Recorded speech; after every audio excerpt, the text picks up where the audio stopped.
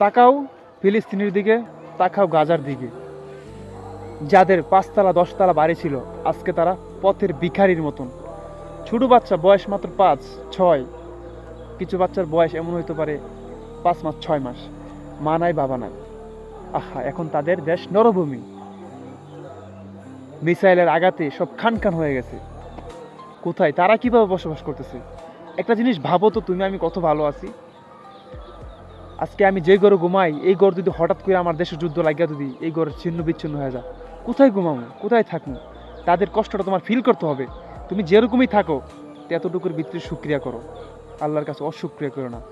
যাদের টাকা পয়সা আছে লক্ষ লক্ষ কোটি কোটি, তোমরা চাইলে ফিলিস্তিনের পাশে দাঁড়াও, গাজার পাশে দাঁড়াও। তাদের যে চ্যারিটি আছে এগুলাতে সাহায্য করো।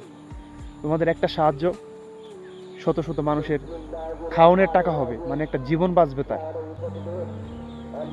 জানি না গাজার যুদ্ধ কবে শেষ হবে, বর্তমান তো শেষ, কিন্তু ধ্বংস তো করে দিছে। শেষ কিসের? তাদের নাম মুখে নিল, ফেসবুক পেজ, ইউটিউব চ্যানেল বাদ হয়ে যায়, তাই নিতে পারি না। যতটুকু থাকো সুক্রিয়া থাকো, আল্লাহ পরীক্ষা করে। আজকে যারা কষ্ট করতেছে তাদের জন্য অবশ্যই একদিন জান্নাত অপেক্ষা করতেছে, এটাই সবচেয়ে বড় কথা। ভালো থাকো, ভিডিওটা শেয়ার করে দিয়ে।